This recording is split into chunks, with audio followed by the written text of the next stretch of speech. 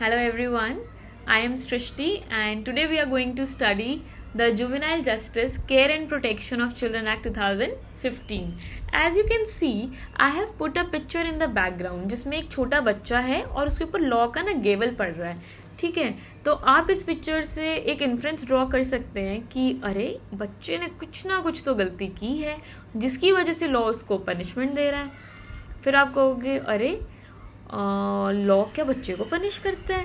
फिर आप सोचोगे अच्छा लॉ बच्चे को पनिश कर रहा है तो उसकी पनिशमेंट क्या बड़ों की तरह होती है या अलग होती है. फिर आपके अंदर एक और क्वेश्चन आएगा, पक्का से आएगा कि अच्छा क्या उसको जेल में रखते हैं इतने छोटे से बच्चे को कि कोई और इंस्टीट्यूशन होता है. तो इन्हीं सब क्वेश्चन के आंसर्स के लिए we'll study the Juvenile Justice Act in the upcoming slides, right? So let's deep dive into the next slide. Please come to the next slide.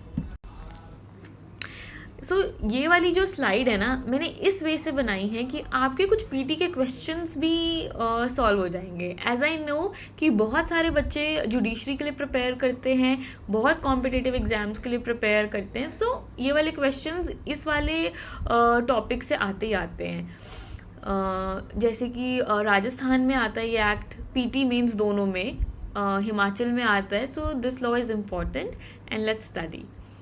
मैंने सबसे पहले लिखा है कि this is an act number 2 of 2016.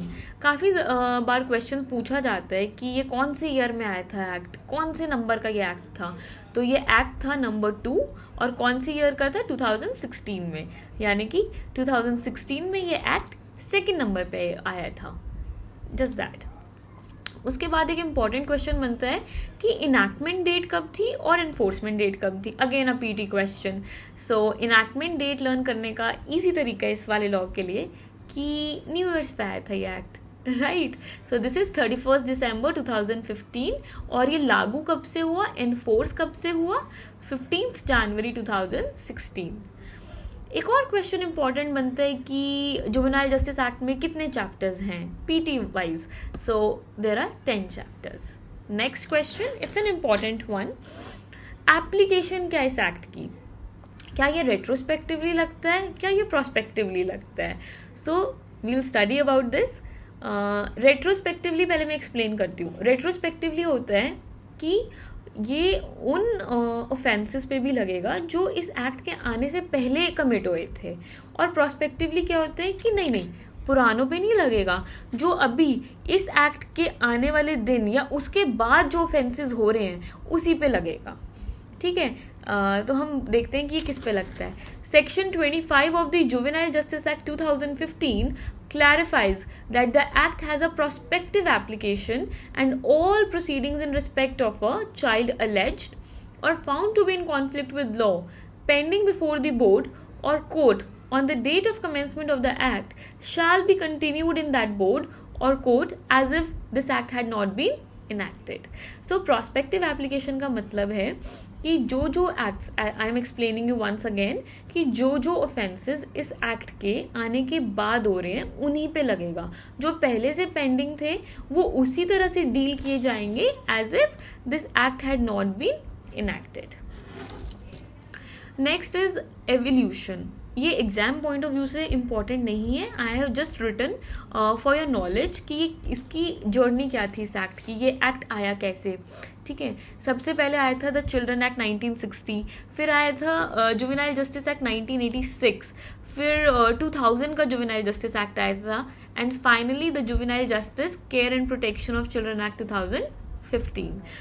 And please keep in mind 2015 act में बहुत सारी amendments करी गई हैं by the way of 2021 amendment. So we'll keep on reading as we'll proceed further. So please come to the next slide, that is slide number 3. Preamble.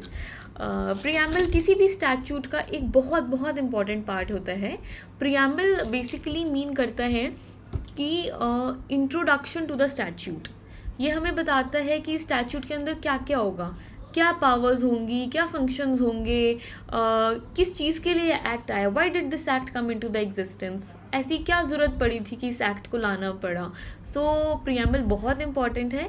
अगर आप preamble को समझ लेते हैं तो आपको समझ आ जाएगा कि आपको लॉ पढ़ना क्यों है, ये वाला, ये किस तरह से है, आपको स्कीम समझ आ जाती है. ठीक है, विल डू इट नाइसली। और मैंने इसको इस तरह से बनाया है कि आप इसको बहुत अच्छे से ग्रास्प कर पाएँ और समझ पाएँ, ठीक है। This is an act to consolidate and amend the law relating to.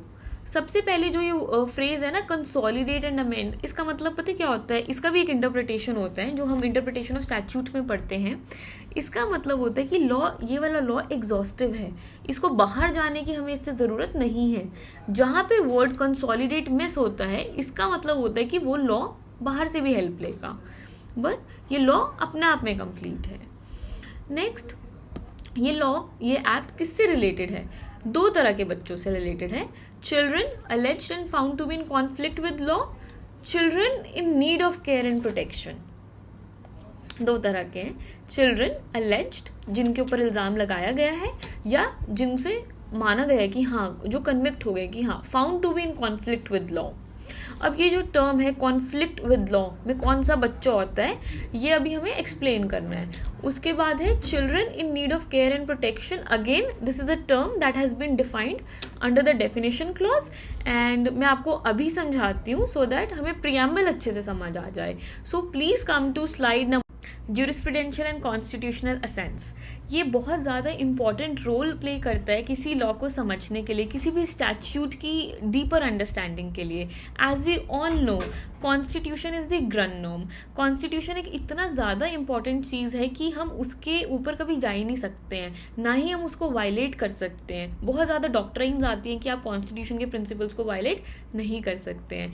Constitution के अंदर जो भी प्रिंसिपल्स ले डाउन किए गए ना, आप देखेंगे जब आप एक लॉ को बहुत ध्यान से पढ़ेंगे ना, हर जगह कॉन्स्टिट्यूशन के प्रिंसिपल्स को फॉलो किया जाता है। सबसे कॉमन एग्जाम्पल होता है right to be heard, rule against bias, जो कि प्रिंसिपल्स ऑफ नेचुरल जस्टिस हम फॉलो करते हैं। इसी तरह से जुवेनाइल जस्टिस एक्ट जो हमारा आया है, कॉन्स्टिट्यूशन की बहुत ज़्यादा प्रिंसिपल्स के ऊपर बेस्ड है, विच आई विल बी डिस्कसिंग। और ज्यूरिस्प्रूडेंशियल असेंस का मीनिंग होता है एक सिंपल टर्म में कि ये लॉ क्यों एग्जिस्टेंस में आया, इसकी क्या ज़रूरत थी, क्या एक भावना रही होगी, क्या एक रीज़न रहा होगा कि हमें ये लॉ लाना पड़ा, इसकी क्या ज़रूरत थी, और ये हमें किस तरह से सर्व करेगा। ठीक है, I will read this out for you. Juveniles are considered to be one of the most vulnerable sections of the society. Juveniles, I have told you, juveniles क्या होते हैं? जो कि below the age of 18 years होते हैं। वो हमारे society के एक ऐसे sections होते हैं जो बहुत easily manipulate हो सकते हैं, बहुत easily गलत चीज़ों में फंस सकते हैं, बहुत ज़्यादा उनको डर रहता है। The act introduces a special procedure inquiry के लिए, ट्रायल के लिए, पनिशमेंट के लिए, फिर बच्चों को रिहेबिलिटेट करते हैं जो कि अक्यूज होते हैं एक ऑफेंस के, child in conflict with law, और without resorting to ordinary judicial proceedings. जो मैंने आपको स्टार्टिंग में बोला था ना कि इसका क्या आंसर होगा, कि सेम करते हैं एडल्ट्स की तरह। सो आंसर आपको मिल गया। आंसर क्या है कि हम ऑर्डिनरी जुडिशियल प्रोसीडिंग्स में नहीं रिजॉर्ट करते, और हम क्या करते हैं, इनके लिए एक स्पेशल प्रोसीजर होता है, इंक्वायरी के लिए भी, ट्रायल के लिए भी, और सबके लिए भी। ऐसा क्यों किया जाता है? ताकि बच्चे एक हार्डन क्रिमिनल ना बने और उनको एक बहुत रिफॉर्मेटिव, बहुत चाइल्ड फ्रेंडली ट्रीटमेंट दिया जाए। This is the jurisprudential essence. ठीक है। Also, I have talked about the constitutional assent. So how the constitutional assent is being followed. The act also honors the directive principles of state policy, that is DSP. कौन से वाला? Article 39 clause F of the constitution, by providing suitable opportunities to the children who are in need of care and protection. उनको एक opportunity दी जाती है, वो healthy manner में develop करें, उनको कंडीशंस दी जाती है जहाँ उन्हें डिग्निटी मिले। ऐसा नहीं है कि उनके ऊपर धब्बा लग जाता है कि अरे इसने ये किया था। अगर आप उसको एक अडल्ट की तरह ट्रीट करते, वैसे ट्रायल करते, तो उसके लिए गलत होता। वो सोसाइटी में री इंटीग्रेट कैसे होता, सोसाइटी में दोबारा अपनी जगह कैसे बनाता, क्योंकि उसकी पूरी लाइफ पड़ी है। इसीलिए आर्टिकल 39 क्लॉज एफ हमारे साथ क्या डिस्कस करते हैं कि चिल्ड्रन को अपॉर्चुनिटी मिलनी चाहिए to develop in a healthy manner, और उनको एक्सप्लॉयटेशन ना होए, उनको मटीरियल अबेंडनमेंट मत होए, मॉरल अबेंडनमेंट मत होए। ऑलराइट। और ऑल्सो जुवेनाइल जस्टिस का एक बहुत बहुत प्यारा एस्पेक्ट ये होता है कि आप देखें, आप कई बार हम देखते हैं, हम अपने बर्थडेज पे, एनिवर्सरीज पे जाते हैं, गरीब बच्चों के साथ सेलिब्रेट करते हैं। कई बार हम ऑर्फनेज में जाते हैं, हम देखते हैं उनके पेरेंट्स नहीं हैं, हमें कितना तरस आता है। और एज वी ऑल नो हमारे पेरेंट्स कितना हमें प्यार करते हैं, पेरेंट्स लव कितना ज़रूरी है, care and nurture. Juvenile justice act एक ऐसा रिलीजन न्यूट्रल एक्ट है, इतना इंट्रा अडॉप्शन अलाउ करता है, यानी कि outside the country, inter country, with in the India adopt कर सकते हैं। बाहर के इंट्रा मीन्स फॉरेन के जो कपल्स हैं वो आके अडॉप्ट कर सकते हैं। सो इस तरह से ऑर्फन बच्चों को भी घर मिल जाता है, अबेंडेंड बच्चे हैं, सरेंडर्ड चिल्ड्रन होते हैं। 3 तरह के बच्चे होते हैं जिनको छोड़ दिया जाता है किसी ना किसी वे से। जुवेनाइल जस्टिस एक्ट री इंश्योर करते हैं कि हर एक बच्चे को घर मिले। बहुत ज़्यादा फैसिलिटीज़ इसके अंदर प्रोवाइडेड है। एक इम्पॉर्टेंट पॉइंट, इसलिए हम जुवेनाइल जस्टिस एक्ट अडॉप्ट करते हैं, अडॉप्शन के लिए यूज़ करते हैं, क्योंकि जो हमारे पर्सनल लॉज हैं वो हमें इतनी फ्रीडम नहीं देते हैं। जैसे कि हिंदू पर्सनल लॉ है, उसमें तो बहुत सारी कंडीशंस हैं हामा में, Hindu adoption and maintenance act में, जैसे कि आपके बीच में 21 ईयर्स का गैप होना चाहिए, ऑलरेडी सन है तो एक और सन नहीं कर सकते हो, ऑलरेडी एक डॉटर है तो डॉटर नहीं कर सकते हो। लेकिन जुवेनाइल जस्टिस एक्ट एक इतना प्यारा एक्ट है जिसमें कि एक रिलीजन न्यूट्रल आपको अडॉप्शन अलाउड होती है, इंटर अडॉप्शन होती है, आप अपनी चाइल्ड एक कंप्लीट कर सकते हैं। बहुत सारे कपल्स आजकल इनफर्टिलिटी से डील करते हैं जिनके बहुत ज़्यादा बच्चे की ज़रूरत होती है और एक बच्चे को भी फैमिली की ज़रूरत होती है। So this act serves the purpose and it's a really really good act. Also जो हमारा 2015 का एक्ट है, that is the juvenile justice act, is also considered to be a part of the criminal law amendment. वो कब आई थी? जब हमारा निर्भया का केस आया था। So we have also to deal with different kind of offences under the juvenile justice act. एक होते हैं पेटी ऑफेंसेज, एक होते हैं सीरियस ऑफेंसेज, एक होते हैं heinous offences. As will proceed with the act, will discuss that. All right, so this slide is also completed the jurisprudential and constitutional essence. So here we are on slide number 5 discussing the 3 kinds of definition. सबसे पहले है child की, फिर है child in conflict with law की, फिर है child in need of care and protection. इससे पहले मैं ये सारी डेफिनेशंस डिस्कस करूँ, मैं आपको लेके जाना चाहूँगी जब हम इंट्रोडक्शन पे थे, उसमें लिखा था द जुवेनाइल जस्टिस एक्ट। तो जुवेनाइल क्या है उसकी डेफिनेशन हमने डिस्कस नहीं की है, तो let us discuss first that, और उसके बाद हम ये 3 डेफिनेशंस डिस्कस करेंगे। I read it directly from the bare act. So it is under section 2 sub clause 35।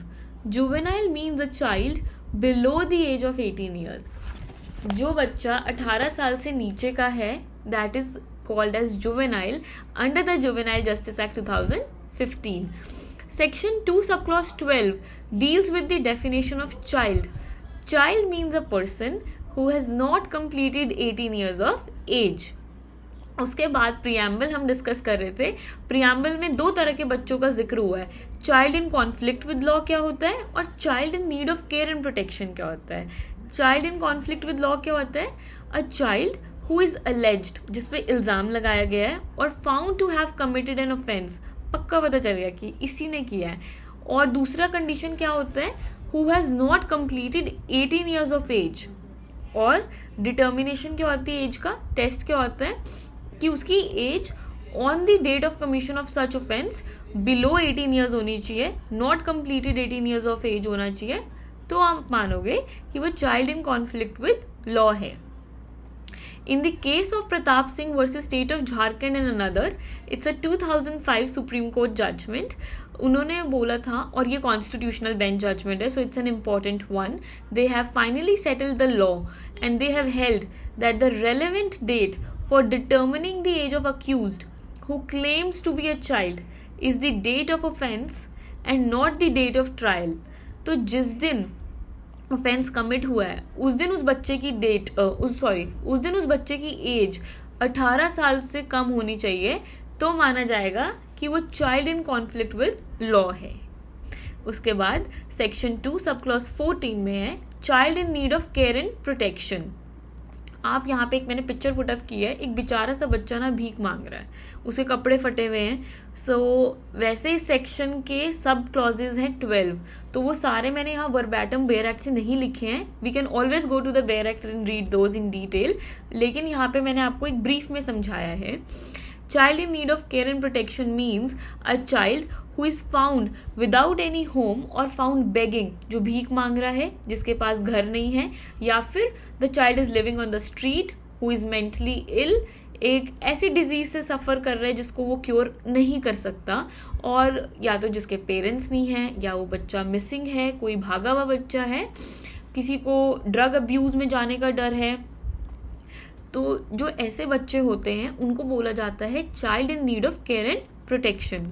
और जो child in conflict with law है, उसके ऊपर आपने पिक्चर देखी होगी कि एक बच्चा भाग रहा है चोरी करके और पुलिस उसको पकड़ रही है। आप थोड़ा सा ऐसे डिफ्रेंशिएट कर सकते हैं, आपके माइंड में रिटेन रहेगा कि इन दोनों तरह के बच्चों में क्या प्रॉब्लम है। और नाम से भी पता चल रहा है कॉन्फ्लिक्ट विद लॉ है तो ऑफेंस किया होगा, और need of care and protection है मतलब बेचारा है, रिसोर्सेज नहीं है, पेरेंट्स नहीं है जो उनको रिसोर्सेज दें। So I hope definitions are clear. और जुवेनाइल की डेफिनेशन है सेक्शन 2 क्लॉज 35। ऑलराइट।